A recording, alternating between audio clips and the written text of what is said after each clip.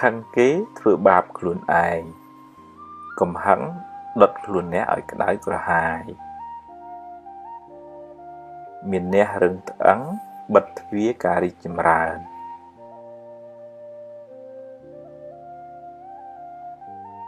កុំបណ្ដោយឲ្យអកុសលដឹកនាំជីវិតអ្នកឡើយ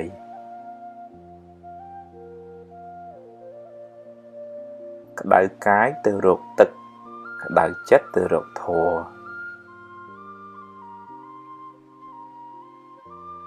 អន់ចិត្តខឹងចរណែនស្ដាយភ័យជាមេរោគបំផ្លាញសេចក្តីសុខក្នុងចិត្តអ្នកកុំបង្កើតរឿងដែលមិនទាន់កើតឡើងហើយដេកកើតទុកឡើយ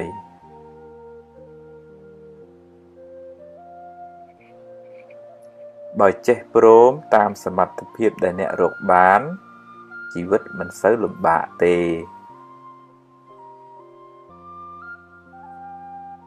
តាមដានចិត្តអ្នកជានិច្ចកុំបណ្ដោយឲ្យវាគិតរឿងអត់ប្រយោជន៍ច្រើនពេក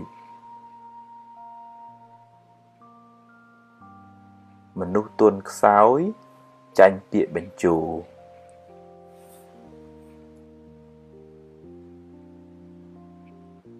គ្រប់គ្នាសុទ្ធតែចង់បានសុខកុំធ្វើអាក្រក់ដាក់គ្នាអី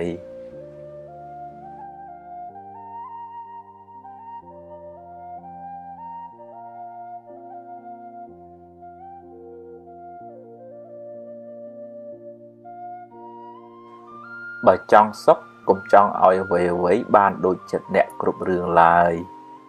រៀនព្រមខ្លះទៅទំនិញអាចរកទិញបានតែពេលវេលាទិញមិនបានទេរៀនប្រើវាឲ្យបានប្រយោជន៍ច្រើនសន្សំទ្រព្យផងសន្សំធម៌ផងទើបជីវិតបានសុខច្រើនកុំប្រៀបធៀបជាមួយគេអីខ្សែជីវិតម្នាក់មិនដូចគ្នាទេ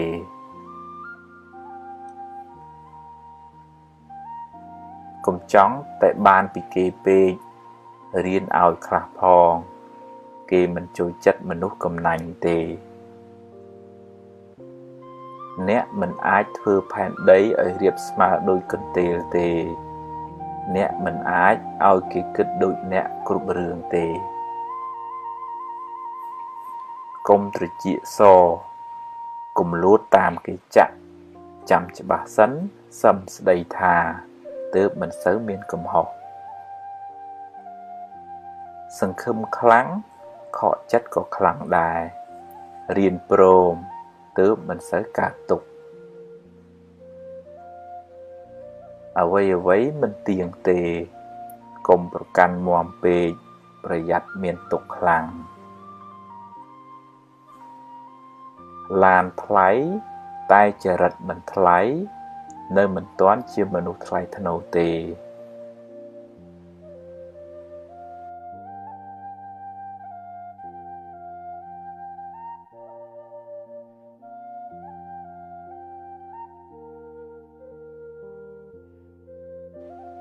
បើពូកែចរណែននឹងទាយគ្នាការងារមិនចម្រើនទេបើគេខឹងអ្នកហើយអ្នកខឹងគេវិញឧបមាដូចបាចលាមកដាក់គ្នារកទ្រព្យនិងរៀនធម៌ត្រូវទៅព្រមគ្នាទើបជីវិតមិនសូវក្តៅក្រហាយធ្វើតែអត់និយាយប្រសើរជាងនិយាយតែអត់ធ្វើ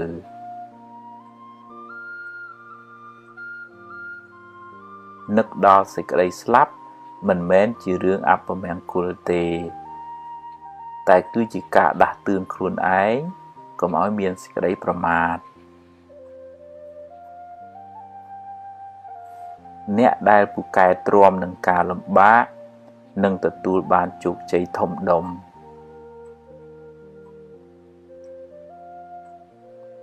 ខ្សឹបពីអន់ប្រាប់ខ្លួនឯងអ្នកនឹងក្លាយជាមនុស្សអន់មិនខាន រាប់អានមនុស្សឲ្យបានច្រើនតែកុំទុកចិត្តមនុស្សទាំងអស់អី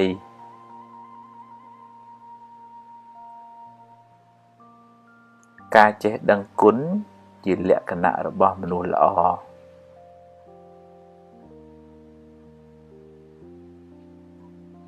សេចក្តីសង្ឃឹមជាបាតគ្រឹះនៃភាពជោគជ័យ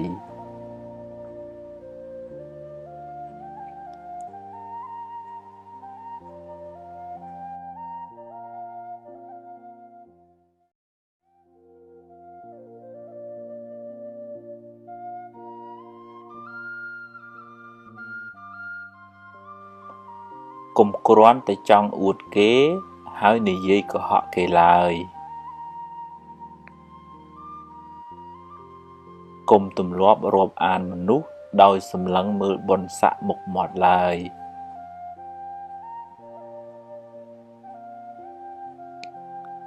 ឆ្លោះច្រើនស្អប់ច្រើនល្បិចច្រើនអន្តរាយច្រើនទុក្ខក៏ច្រើនដែរពេលចំណេញកុំប្រមាទពេលខាតកុំមួម៉ៅពេកវាជារឿងធម្មតានៃជីវិតទេ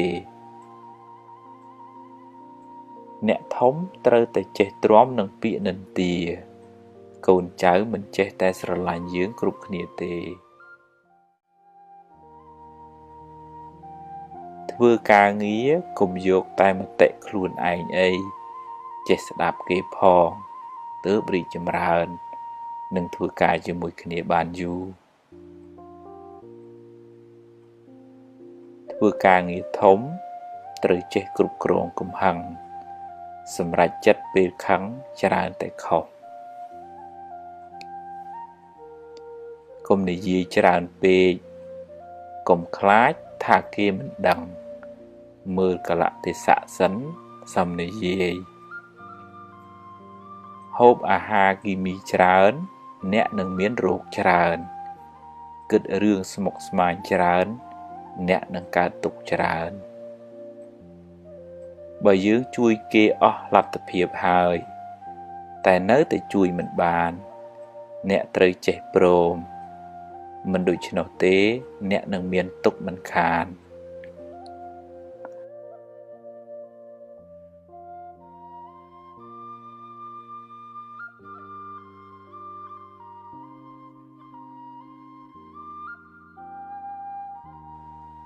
រំលឹករឿងនាំឲ្យអ្នករីករាយចិត្ត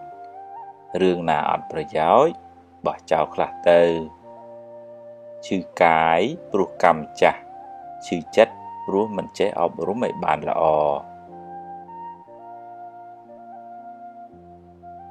បើគេខឹងគេដុតខ្លួនគេហើយបើអ្នកខឹងគេវិញអ្នកក៏ដុតខ្លួនឯងដែរមនុស្សមិនល្អគ្រប់10ទេរៀនមើលចំណុចល្អគេឲ្យបានច្រើនពេលនិយាយស្ដីឲ្យគិតក្រែងចិត្តគេខ្លះផង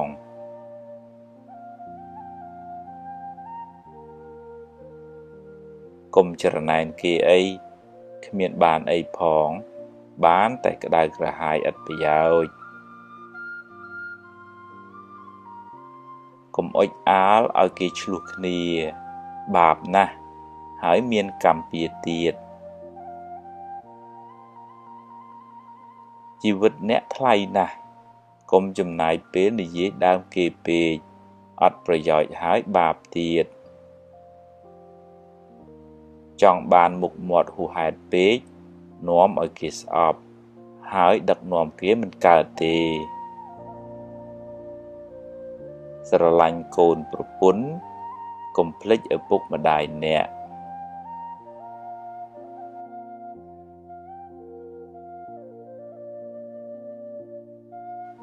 គ្មានអ្នកណាចេះតែធ្វើតាមចិត្តយើងគ្រប់ពេលទេរៀនអត់ធន់ខ្លះទៅបើខុសសុំទោសគេទៅឆាប់ចប់រឿង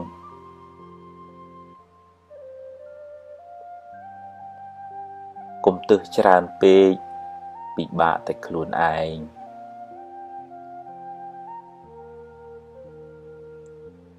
ខឹងច្រើនឆ្លោះច្រើនចម្រើនទុក្ខ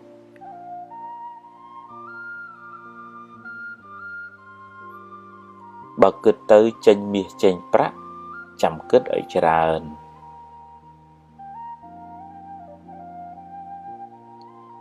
កុំចូលចិត្តរមាស់មាត់និយាយដើមគេពេកបាបហើយមានកម្មពៀទៀតកាប់ប្រឡាយទើបទឹកវាហូរប្រឹងសាងទើបសំណាងកើតកុំចូលចិត្តជន់ជើងគេឯងក្រែងឈរជើងមិនបានយូរបើសរសើរឲ្យគេឮគ្រប់គ្នាបើបន្ទោសរកកន្លែងណាស្ងាត់បើដាស់តឿនគេត្រូវមើលពេលតាំងចិត្តឲ្យល្អហើយនិយាយឲ្យពីរោះស្ដាប់ផង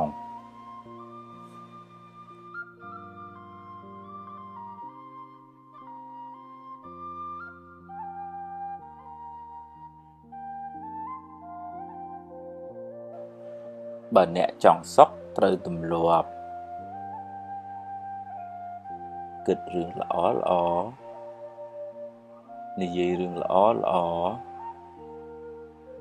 រំលឹករឿងល្អ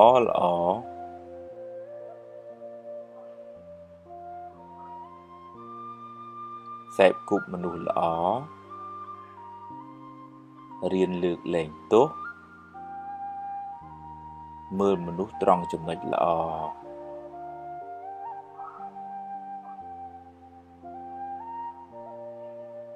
មានមេត្តាកុំចំណែនគេកុំខឹងកុំគុំ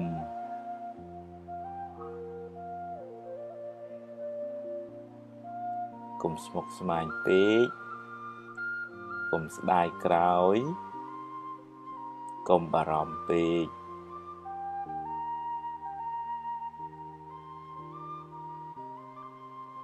កុំហួងហែងពេក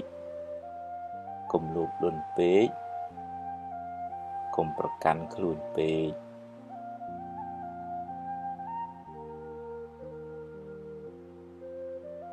កុំសូវមើលរឿងក្តៅក្រហាយកុំមើលទោសគេពេក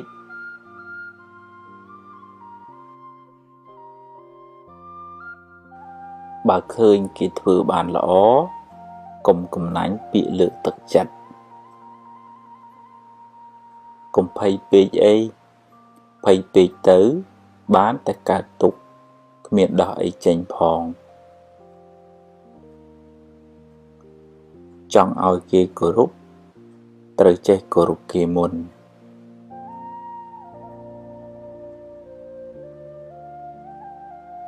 កុំសូវនិយាយរឿងមួម៉ៅពេកខាតពេលផងខូចចិត្តផងហើយបាបទៀតកុំយកកំហឹងជាម្ចាស់ត្រូវធ្វើជាម្ចាស់កំហឹងវិញ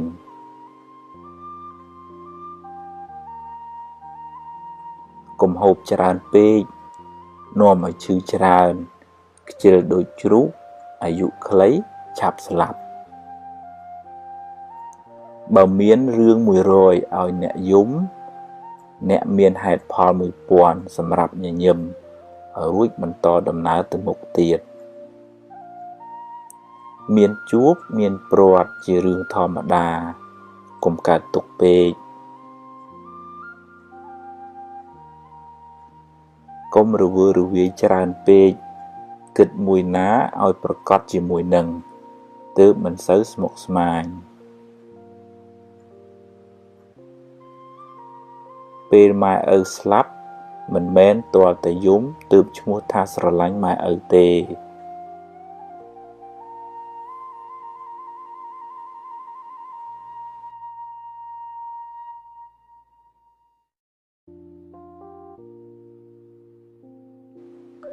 យកឈ្នះកំហឹងក្នុងចិត្តអ្នកប្រសើរជាងឈ្នះគេដោយកំហឹង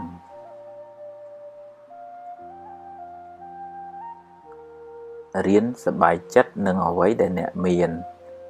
អ្នកនឹងមិនសូវកើតទុក្ខពេកទេ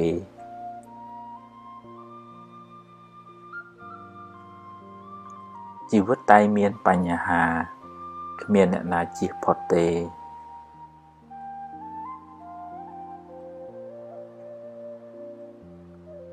ធ្វើទានជួយសង្គ្រោះអ្នកដទៃបានបុណ្យផងបានការស្រឡាញ់រាប់អានផងដាំពូជជាអ្នកមានទ្រព្យសម្បត្តិច្រើនផងទម្លាប់ចិត្តឲ្យគិតរឿងល្អរឿងត្រូវជីវិតមិនសូវមានទុក្ខទេផ្ទះជាជំរកកាយគុណធម៌ទាំងឡាយជាជំរកចិត្ត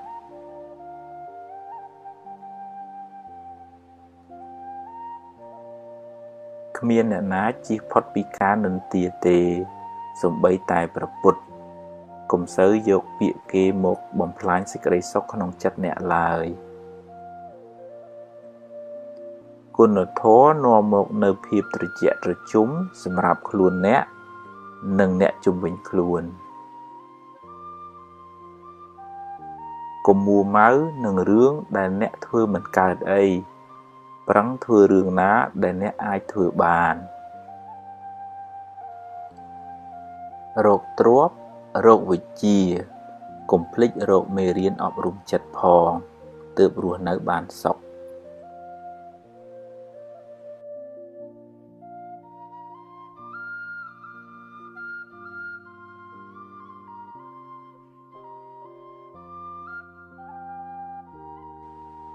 កុំយកមុខយកមាត់តែម្នាក់ឯង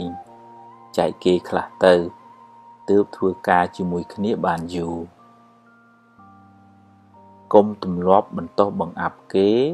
ហើយលើកសរសើរខ្លួនឯងគេមិនចូលចិត្តទេរាប់អានមិត្តភក្តិត្រូវតែហ៊ានលះបង់ខ្លះទើបរាប់អានបានយូរ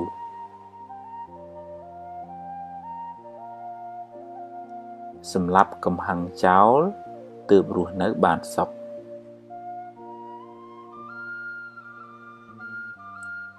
បើខ្ចីហើយសងសឹមឲ្យខ្ចីបើខ្ចីមិនសងទេកុំឲ្យខ្ចីអីមានសទ្ធាប៉ុន្មានឲ្យប៉ុណ្ណឹងទៅពេលគេធ្វើត្រូវចេះសរសើរខ្លះផងកុំប៉ិនតែខាងបន្ទោសពេក